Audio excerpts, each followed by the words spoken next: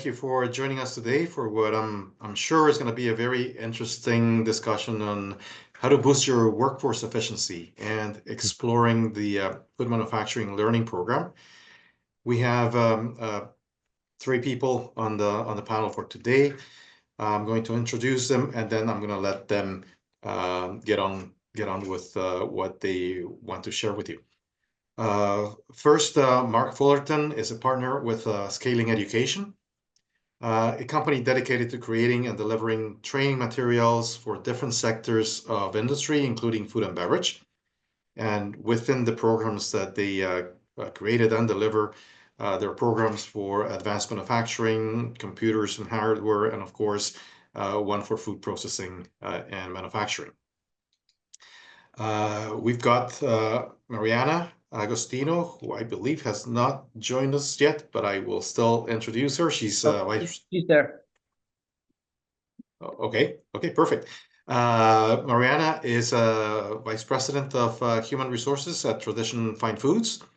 She's a dynamic and results-oriented senior human resources leader with over 20 years of experience in a full array of HR functions, including talent management, performance management, organization development, total rewards, HR, IS implementation, and leadership development.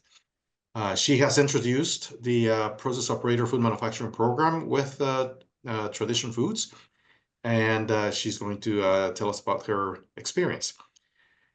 And then we've got Matthew Rujica, who's got almost 20 years of experience as a dynamic entrepreneurial sales and operations leader with Mara Technologies.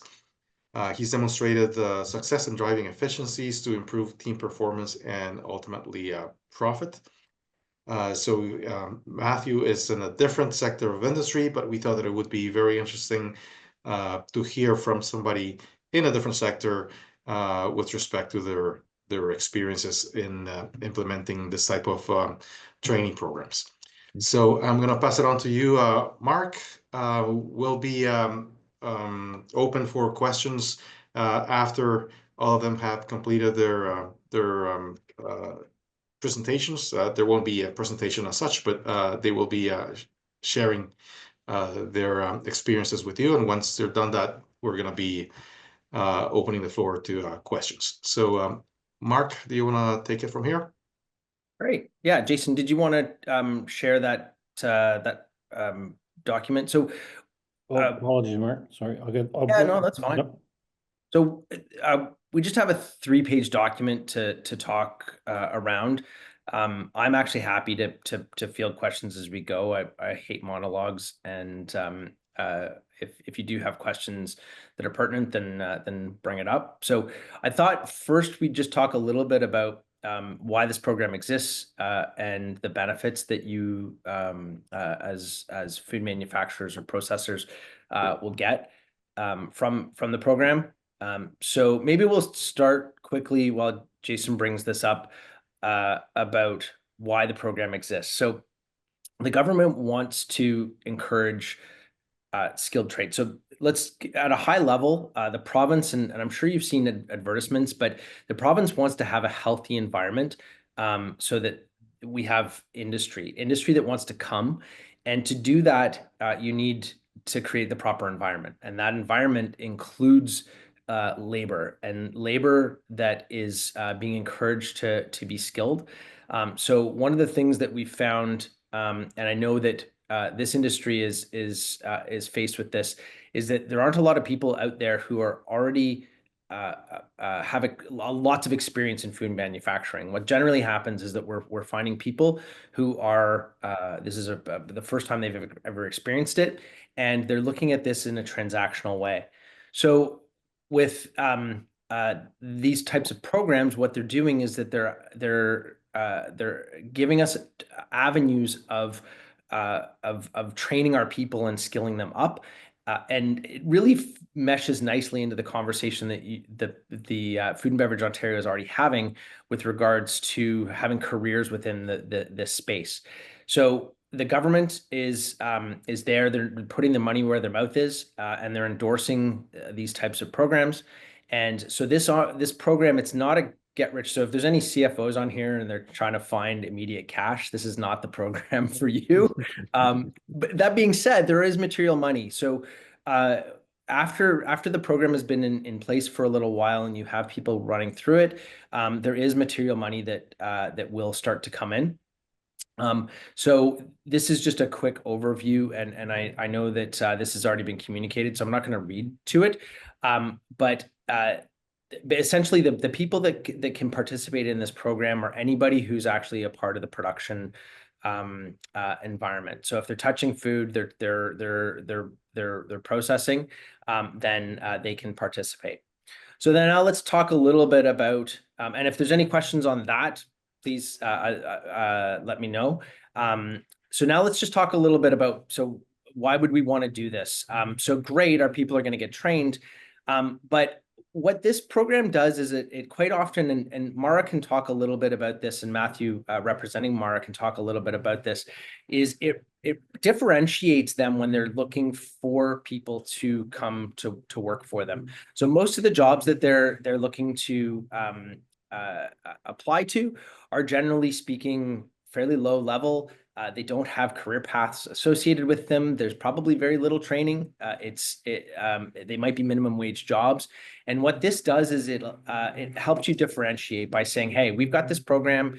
You're going to come in, you're going to work your 3 months, your probation period. And once you've shown proficiency, this is going to be a part of your development. And everybody participates in it, ideally. We can talk a little bit about best practices on how to get people participating.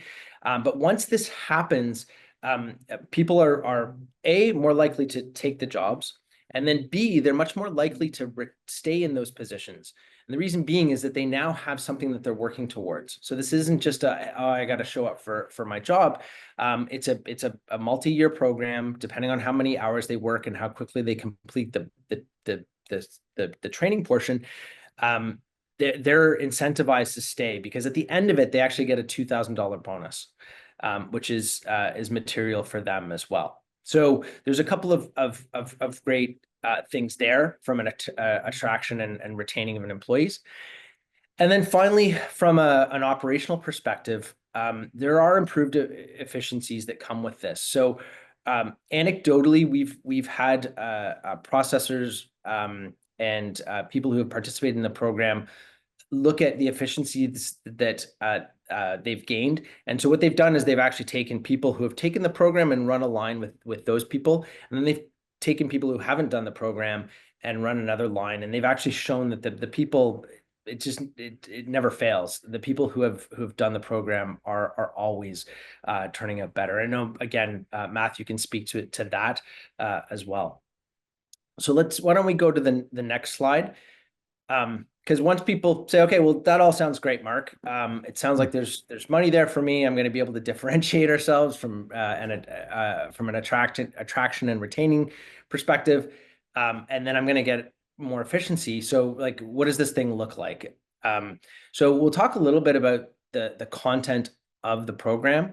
And the content actually covers a wide range of things that people would want to know. So why don't I talk to it, and then when Jason pulls it up, it'll all sort of come together. So there is food safety and security. So this is the things that they're going to be learning are directly applicable to food manufacturing. And so Matthew can't talk much about that, but Mariana can. She's reviewed the content.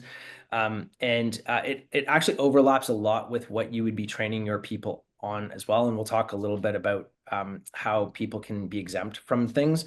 But there's food safety and security. So GMP, HACCP, traceability, packaging. So things that are important for people to learn. Environmental safety. So emergency response, things like waste regulations.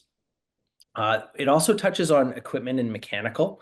So it talks about troubleshooting conveyors, pneumatics, hydraulics, which is nice, especially if you're looking to cross-train and have people that are able to move around within the organization or on the floor.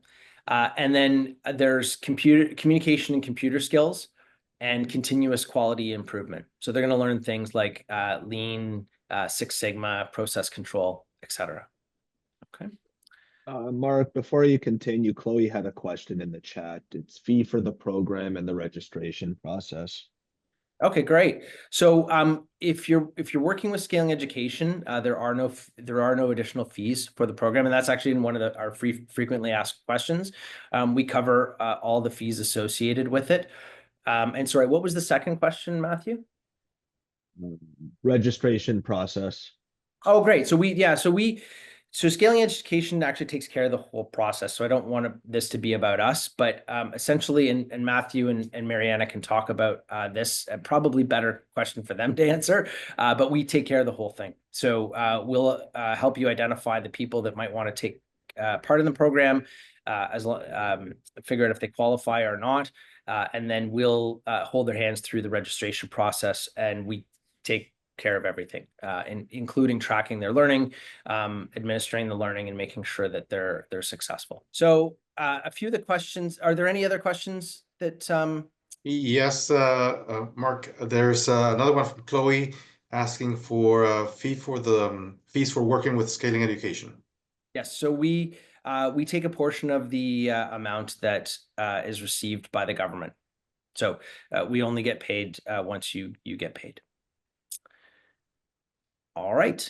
So the next slide. So how much time will this take of our people? So the content is actually delivered online, and it's broken down into short modules that can take as little as 10 to 15 minutes of time. Employees can do this, and if you're using a phone, an iPad, a computer, it's very easy to consume. So people can do it on their way to work if they're on the bus or the subway. They can do it while they're sitting and waiting for people to or their child to finish their soccer practice or whatnot. So it's fairly easy. One thing is that it's important to stay on people and make sure that they're doing it. And of course, we assist with that as well. So this is how much will this cost? So all costs associated with the registration for the program are covered by us, and there are no hidden fees or out of pocket. So we've tried to make this as consumable as possible, and be risk-free for any of the companies that are participating. Again, this isn't going to be an influx of cash immediately. It does take some time once it's set up. So we wanted to make sure that that was bridged. The next question is we generally get is who can participate. So really it's any existing staff or future staff. So any people that are interested in taking the program, and essentially they have to be working with food. So you can't have somebody in accounting or HR. I'm sorry. And then what if staff already are trained in some areas? So this is what I was talking about a little bit earlier. Some things like WMIS or there are training that people might have already taken. They can be exempt. So what they would do is they would actually communicate that with the instructor, and the instructor can have them go directly to the test. And they can complete that, and they don't have to do the content again. Now, in saying that, some employers, and I think Mariana can actually talk about this, like them to have the repetition of some of these things. So we can communicate with you, and this can be negotiated. And then can employees on a work visa participate? So the answer is yes, as long as they the conditions of that visa include going to school and they have a social insurance number. So I'm not an immigration specialist. However, my understanding is that some people who are seeking to stay in the country and look for permanent residence, this is very beneficial for them. Because if they do complete training, it adds more points to their application. So something to consider. So yeah, so that's my brief overview of the program. If there's any questions, I'm happy to answer them. Thank you, Mark. I would suggest we move on directly to Matthew first to tell us about his experience in a different industry, and then we go to Mariana, who will tell us about her experience in food and beverage. So Sure. Matthew, Thanks, go Luis. ahead. Sure. Thanks, Luis. So hi everybody, I'm Matthew Rashik. I've been with Mara Technologies about I'm on my 20th year now. So I know it pretty well inside out from the ground up.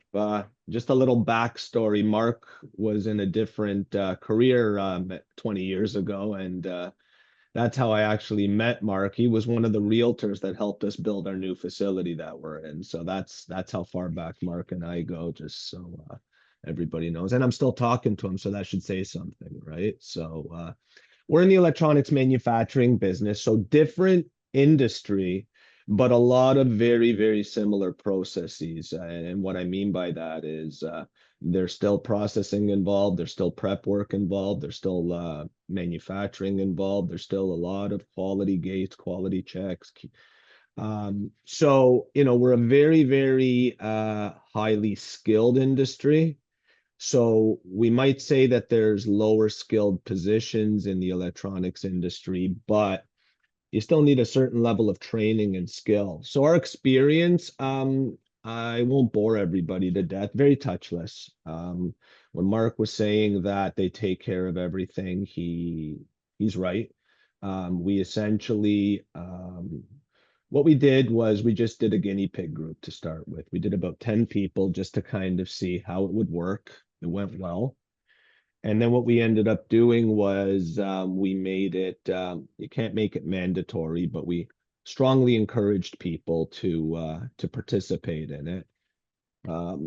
What we also did was besides the incentive from the government to complete the program, because I mean, there's a lot of good things that happen for people with this, right? They get a college level diploma, they get their apprenticeship, certificate or designation. They get a cash incentive, but the company gets, per head a pretty good amount as well.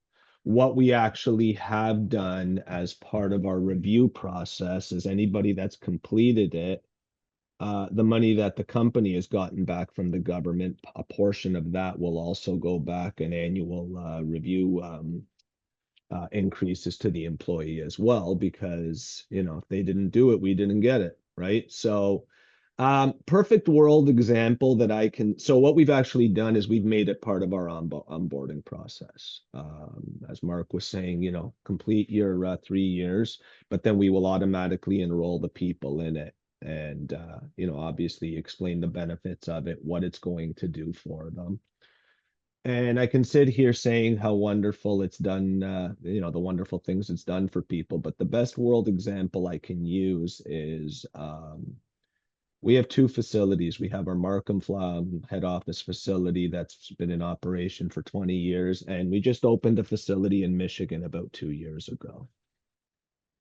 The Markham facility is way more efficient just based on the training and the disciplines provided, because this program is not available in Michigan, or not that I'm aware of. You just look at the difference in efficiencies and disciplines and whatnot, night and day. So it's gotten to the point where we're actually sending a crew down 1 week per month. Don't tell the US government, please, to help them out, to try and help with some training and all that kind of good stuff. We are looking into something similar in Michigan through our HR department there. So far we haven't found it. But yeah, our experience has actually been very good. I can't think of a negative. And it's interesting because when you first introduced it, a lot of people were saying, oh, but I don't speak English well, or I don't understand English well. Well, there's ways around that. There's ways to facilitate that. So once we demonstrated that, that eased a lot of people's minds. Then it got to then the next phase was, well, I don't have a computer, or I don't have a smartphone, or I don't have a tablet. No problem. We set up a bunch of tablets in the training room, so after hours or even during their lunch or whatnot, they could go in and do it. The more you facilitate it for people and the more you help them, the more they're going to be willing to do it. So that's what we've kind of done, and we've become pretty good at it. If I could just jump in there too, this doesn't have to be independent learning. There's nothing wrong with groups of people coming together in the lunchroom or doing training and doing it together. We often have that. It helps and it develops a little bit of community as well. Well, and then you kind of get that the healthy competition in the company saying, oh, I finished my module, did you? And all that kind of good stuff, right? But so yeah, I mean, overall, I see a lot of similarities in the businesses, not necessarily the industries, but it is doable. I mean, we have about 200 people in our Markham facility, and an additional, I won't talk about the US side yet because the program just doesn't exist that I'm aware of. But on 200 people, we've been pretty successful in doing this and implementing this, and it's been relatively pain-free. So, if anybody has any questions, I'm happy to answer them. But that was just kind of our experience. Thank you, Matthew. That's very interesting. And I guess it would be easy to believe that a company in your area of industry could apply this type of training and benefit from this type of training in their employees easily. But some in the food and beverage manufacturing may not be as easily persuaded. So maybe Mariana can help us do that. Mariana, do you want to take it over?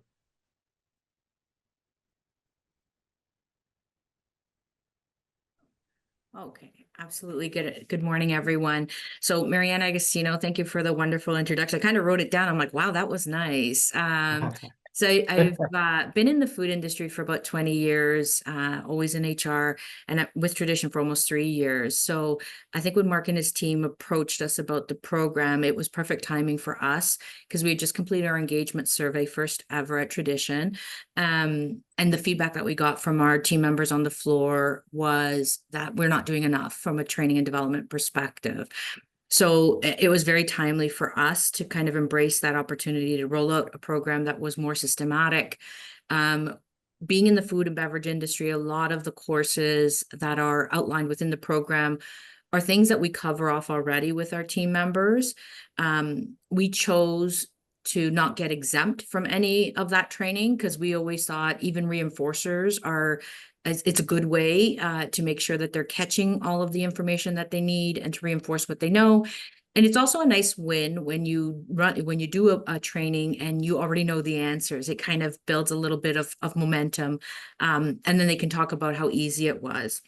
So for us, we have about 300 hourly colleagues.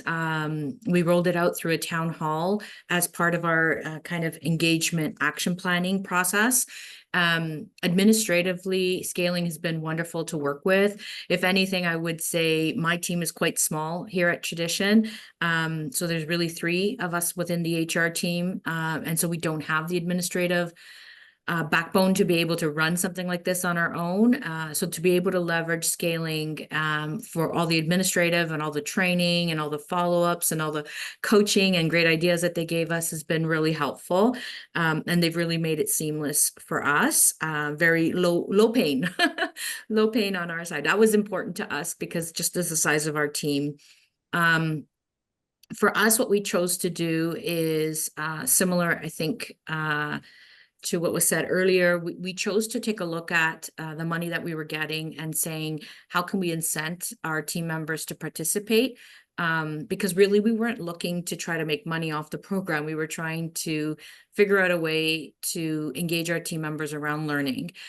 So we decided that we were going to reinvest $2,000 back into the training. So what we did was we said, well, if the Ontario government's going to give you $2,000 when you complete, we're actually going to give you $500 when you complete the first module, $500 when you do the second, $500 when you do the third, and another $500 when you complete it all. And really it was to try to keep them incented to keep going throughout the program because it can take them a while. Of course, if they complete it sooner, they get the money sooner. So that's fantastic too. We're not trying to kind of, hold on to anything from that perspective. We landed on the $2,000 simply because that was the government was giving and we weren't sure how much we were going to get being our first year of kind of doing the program. But again, we weren't looking to make money. Even whatever money we do pull in from this program, we'll kind of reinvest it back from a learning perspective into our hourly colleagues. So it's a great way to fund extra programs. It's a great way to leverage what's already been created, low administration. And for us, from an engagement perspective, we did do our follow-up, Mark, at our last town hall, which was in November, and some really great feedback. I think one of the nice things that Scaling's also done is try to negotiate with the government to make sure that you don't have to prove your grade 12 education. And for us, because we have quite an older workforce, that went across very, very well. I think the big thing for us is to do some of what Matthew talked about of how do we make it part of our curriculum on an ongoing regular basis. So that's something for 2025 that we are going to be incorporating as part of our onboarding process. We just haven't had a chance to kind of get to it this year as we've kind of just been getting our sea legs in the program. That's great. That's it. Yeah, and Mariana, we have a conversation with them this afternoon, but I'm told, but I've been lied to before by the government that it's January 1st. So That'd be awesome. That'd be exciting. awesome. Yeah. Yeah. Mariana, very interesting. How long have you been running this program at Tradition? This is our first year Your first of really year. kind of cycling through it. Yeah, we rolled it out the start of the year in January as part of our kind of, hey, this is our engagement action plan. Here's some of the things we're going to do. And I think we got a really big initial sign up, and then the follow up is always the hardest part. And some folks didn't have necessarily the documentation to support. So they've been asking every single time they see me, has anything changed? Has anything changed? So Mark, I'm not going to lie to them. I'm going to say you're working on it instead of saying January in case.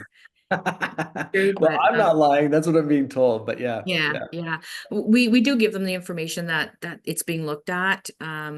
But for us, that's an obstacle, right? We've got a lot of, whether they're older colleagues who've been here in Canada for a long time and don't have a way of proving education. We also have a number of maybe refugees as well, who've gone through that process, who don't have a good way of proving their education. So that would be helpful. So the just to share with everybody. So one of the requirements currently is from the government is that people have their GED or grade 12. And we've been lobbying for about 5 years now to get that removed, and we're like really close. So it was updated in the proposed Working for Workers legislation number 5. And my understanding is that rule change is going to come effective January 1st. But again, I thought 3 years ago that this was going to happen a lot faster. So anyway, stay tuned. Yeah. We have a question from Charlie, which I think is very much along what you just mentioned, Mark. Are there any deadlines for registration? So there are no deadlines for registration. People can register. So essentially, employees will, if you have your existing workforce, will work to get those people registered, and then anybody that's coming into the organization, we register them as they come in. So they'll be processed, and there's no big bulk registration. So the answer is no. Jason, you have a question? Thanks, Louise. Mark, is there a limit on the number of companies that can take part in this? I may have missed that. There is not a limit. No. What about the number of employees that a company can register? There is no limit on the number of employees that can register. Okay, this really sounds too good to be true. So tell us how you manage it. If I'm interested in registering my employees for this type of training, what do I need to do next? Great. So this it's not too good to be true, and it's not maybe as easy as it sounds. And I'll explain to you the challenges. So generally the challenge, and I think Mariana touched on this, and Matthew, is that first intake of people, you're gonna Matthew called them guinea pigs, but you're gonna have a group of people, generally people don't like to lead, especially in this group. So you're going to have a group of people that are going to go through. And one of the things that I really appreciate that both Matthew and Mariana have done is they've rewarded financially the people who are leading, and they're providing some financial incentive along the way instead of what the government does, which is back end it with the $2,000. So what we do is we'll come in, we'll take a look at all the people that you have, and we'll immediately make a list of people, and then we'll identify and we'll work with those people individually about the requirements. And again, the GED is the big one, which ideally goes away. Once that goes away, registration actually gets a lot easier because working with the government becomes a little bit more seamless. But then we contact the government, we get you registered, we get the employees registered, and then we begin the training. So they get access to the online training, and we start tracking what's being done on the floor as well at the organization, so that you're doing your practical and your online training. And then we also update the organization on progress. So we don't want to leave anybody behind. That's the worst thing you can do, is have people who are excited and then just leave them. So we reach out and touch them and encourage them as they go through the process. And like I said, this isn't a quick program. It does take a couple of years to complete. So it's anything that's good in life requires consistency, and this is one of those things. So. Mark, you mentioned the practical component. Yes. What do you mean by that? What's involved? So the training, so you do have to, employees need to show that they have proficiency in various skills on the job. And so the managers at your organization will be asked will communicate with them, and they'll be asked to essentially certify that these people have these competencies. And so we'll work with the organization to see what is currently there, and if there's any gaps that need to be filled. Excellent. Mariana, I have a question for you. Did you offer any other training previous to this to your employees? Yes, so nothing formal in the sense of programmatic, the way that this program is run, but we do GMP training. We offer safety training through an e-learning portal that we fund as well for our team members. And that is a bit of a more structured onboarding as well as refresher type program. So there is quite a bit that we offered, but it wasn't something that would get them a credit. It wasn't something that would give them a bonus. It wasn't something that they would have as a tangible to say, I've completed a program. So I think for them, the round of applause was real because it was something tangible that they could walk away with. We've supported apprenticeship programs for our technical team members for years.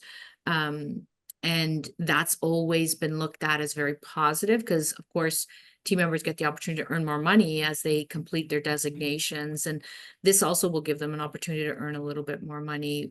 So yeah, we did have something, not as structured. Mm-hmm. Thank you. Are there any questions from the other participants? Louise, I think there's two in the chat. Are they? I also have some. I don't know if you prefer us to put them in the chat or just ask. Yeah, no, go ahead, please. Perfect. So following on that last question, and I'll say I joined our organization, which is Maple Lodge Farms, so food manufacturing. I joined in April. So, and I'm new to food manufacturing, so I'm just getting the lay of the land. We did participate in a program from the federal government called the STAC program. I don't know if anybody else is familiar with the STAC training program, but it sounds like this one's slightly different. Like that one, we had more people who were supervisors. And it sounds like this is less focused on supervisors and actually we're focused on the production workers themselves. Is that correct? This is absolutely not, this is not for supervisors. This is for your production staff. That's awesome. Love that. I can keep going with a couple of questions. Yeah, go ahead. I think you mentioned it's a 3-year program, like after 3 years they get certified, but I didn't quite follow that because with Mariana, I think you had people who were completing it within a year. So what's exactly the timeline? Do you want me to? I can answer that if you like. So Mariana's people are completing portions of the program. This is a 2.5 year program. It can be as fast as 2 years, but as long as well, it could go longer. But call it 2.5 years. And they walk away with a certification. So it is the process operator food manufacturing certification. It's just like any other apprenticeship. So they do get a certification and call it a ticket like an electrician or a plumber would. Love it. Love it. Okay, thank you. That's helpful. And then I'd love to know from Mariana, and I think it was Matthew, are your employees doing this on their own time, or are they taking time away from the line to come and work on this? Go ahead, Mariana, if you want to go first. Yeah. So part of the reason we're incenting them is because they're doing it on their own time. Got Yeah. it. Same with us, but we have set up, tablets and whatnot in the training room if they want to take some of their lunch or break time if they choose to do it as well, or after work on their own time, just to give them an area where they could do it and not be distracted or anything like that. Okay, that's great. We have 4 full computer terminals for some of the other trainings that we do, but I loved to hear that it was something that could be done on a tablet or a phone, because I think obviously we have a lot more production workers than we do have supervisors, etc. So it would be a high volume. Like we have about 1,600 people in the Toronto area. Right. That obviously I'd have to look at the details to figure out exactly who would be eligible, but we'd have a large group if we did this. So we'd need to really think through how we provide access to technology. And we implemented EDP this year, so I'm very familiar with the technology that people have for accessing that portal. A lot of people, they don't have computers at home, they don't have tablets, they have phones, and their phones might be older phones. So Mark, like if we're doing stuff on the phone, is it older phones? Do they work okay, or do people really need to have newer technology? No, as long as they have access to the internet, the LMS is accessible to them. Perfect. I'll And stop to your asking point, and let no, others. good stuff. But to your point, we implemented ADP about a year ago. And interestingly enough, how quickly they are doing stuff on their phones and Yeah. right. So to your point, yeah, I mean, we have a portion who will never do anything on their oh phone. yeah, that's going to be the case no matter what. Yeah, absolutely. They don't have right. phones, Right. but a lot of people, they're hungry for it, right? So so that's really good. There's another question. Sorry, there's another question from Claire with respect to the time frame for completing the training. Is there a deadline to complete the entire program? There's not. There isn't. Okay. Although we kind of get frustrated with people if they're not moving along. They'll get pretty irritated by us. So we we could try technically we could say mark next election, right? Just in case. Yeah. And then they if they did leave us, like we would just work with you to say, here's our current list of people who are involved and here's who's left and whatnot. That's correct? So and thank you. That's another really good frequently asked question. I should add that. It's just the slides get a little messy. There is no penalty if somebody leaves, and there's no penalty for the company or the apprentice. Okay. So yeah. And Mark, I understand that the participants would have to complete the modules. They also need to have their supervisors or managers attest that they have developed, different skills. But is there a minimum number of hours that they need to complete for as part of this program? That's correct. Yeah. So, and that's where that's one of the reasons it takes 2.5 years is you have to actually, Luis, I apologize, I don't have the exact numbers, but it's somewhere around 4,000 hours that they need to complete, which is approximately 2 years of working. So. And how much effort is it from the supervisors? Like, do you have challenges? I know we have 20, 40, 60-day follow-ups after new hires join. And it is a struggle sometimes to get this back. Sure. Yeah, I agree. On the 20, 40, 60, it is a bit of a challenge. I feel like everything comes all at them at once. I think because this is self-paced learning, we have not had any negative feedback from the supervisors. They're all very excited to have their team members participate. They like more. So that's why we're looking Awesome. for next Oh, year. that's great to hear. We also we initiate with the supervisors as to what needs to be certified, and so nobody's blind. There's lots of visibility and there's plenty of communication. So when you have visibility and good communication, people generally feel a part of the process. So And how do you communicate with the supervisors? in whatever way they prefer to be communicated with, frankly. And generally it ends up being lots of different ways. So by email, but also by phone. Okay.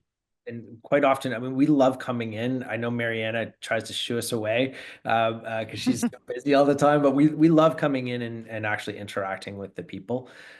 So depending on the size of the organization, there are some accommodations we can make as well for different companies.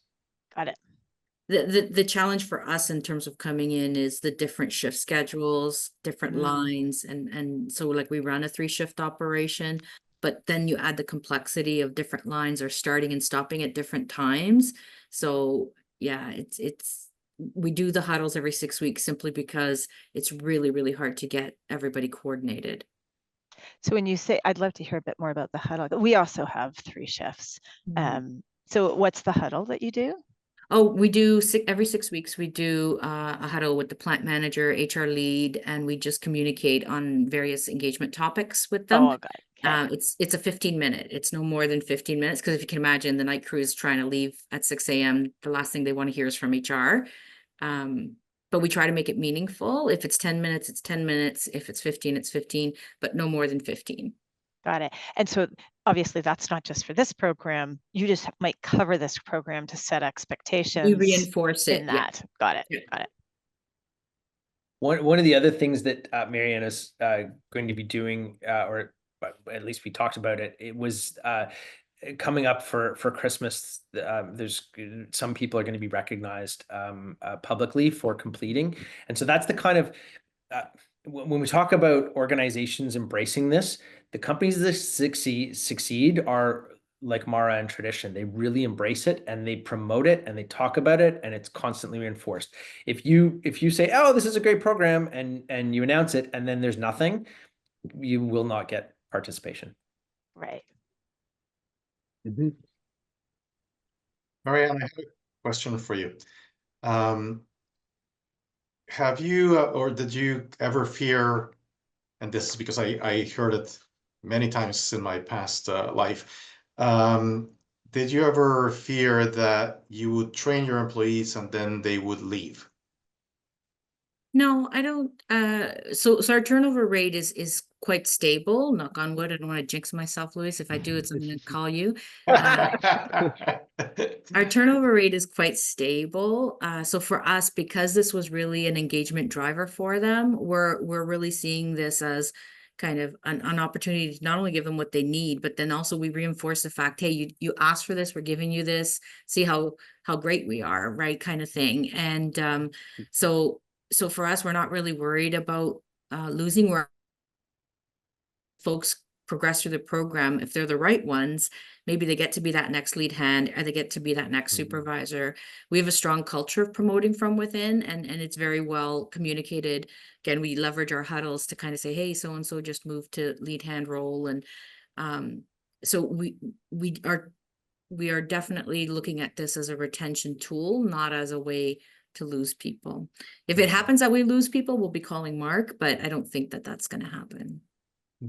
Again, the bonus is also something they very much appreciate. We didn't have to do it, but for us, it was important that we're recognizing they're using their personal time to better themselves. We want to give them right reinforcement.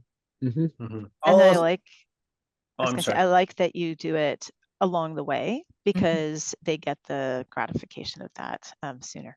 Yeah, yeah. Yeah, it keeps the momentum going, right? There's more to come, there's more to come, so. The culture both at Tradition and Mara are they're very family oriented. In fact, like I was amazed going in and visiting with Mariana that they've got the ping pong table set up. They're doing like chess matches, and like it's a really fun environment. And so sometimes the grass might be greener, but from our experience, when you invest in people, sure, some people will leave, but the majority feel. I'll share this quick story. I was walking, it was a different client, but I was walking through the shop floor, and this gentleman named Boris, he kind of looks like Einstein. His hair is always like, and he stops, he says, "Mr. Mark, wait." And so I stopped and I was like, "Hey, Boris." He says, "Who pays for this program I'm in?" And I'm like, "What do you mean? The company sponsors." He said, "But no, but like the bonus that I get." And I said, "Well, the government." He says, "Boy, I picked the right place to live." It is, but that's uh, people feel like they're appreciated when you do these types of things, and then they feel a part of the organization. It really, I promise you, it sets you apart from some of your competition who maybe treat people like numbers instead of people, right? Are I would agree with that, Mark. Sorry, go are ahead. the organizations, Mariana, are your organizations unionized? No, we're non-union. No. Okay, we are, so I don't know if that might create some other things we need to think about, but I'm sure it Yeah, I it mean, just means we need to inform people. It's all about I communication. think if you make it mandatory, that becomes something that the union will probably push you a little bit on. Right. But again, if the goal here is to develop and grow and it's inclusive, again, the other pushback I think you'll get from the union is some people may their education.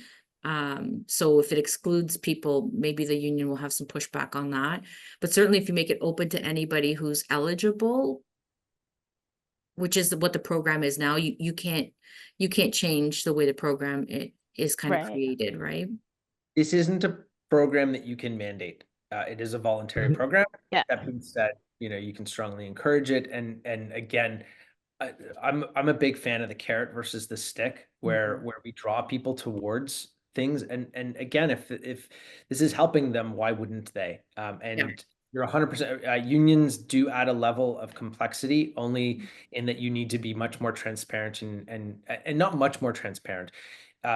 You probably have to communicate more often and say the same things just to communicate it effectively, right? Right. Do you have an apprenticeship program for your technical team members? There are some, yeah. Yeah, so Yeah. it would follow the same principles, right? Yeah.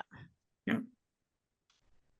Yeah, so it's really just another training, another program, but you need to put a structure behind it.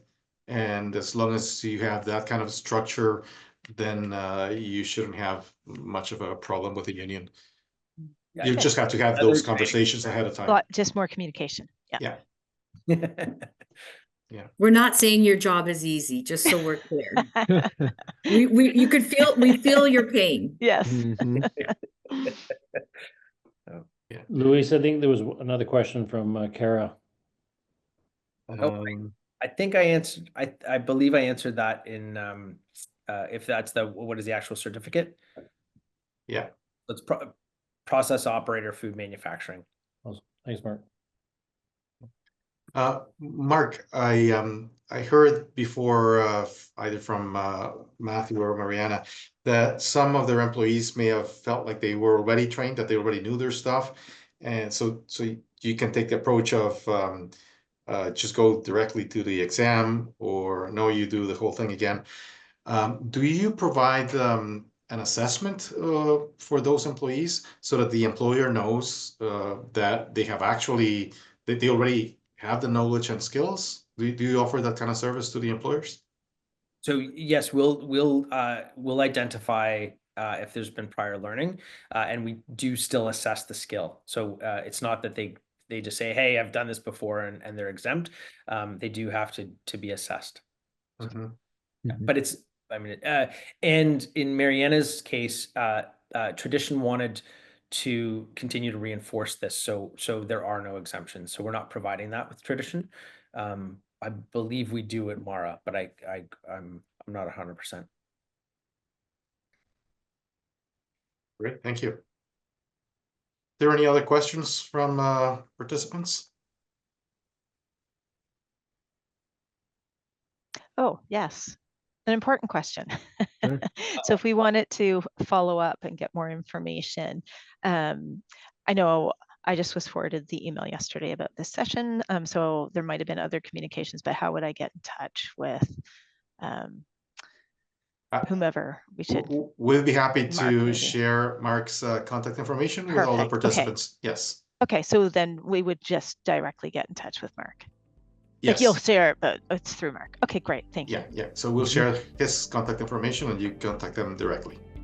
Great. Excellent. Anything else?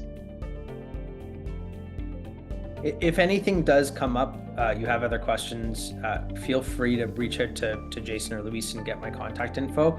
And I'm happy to answer whatever questions you have. So.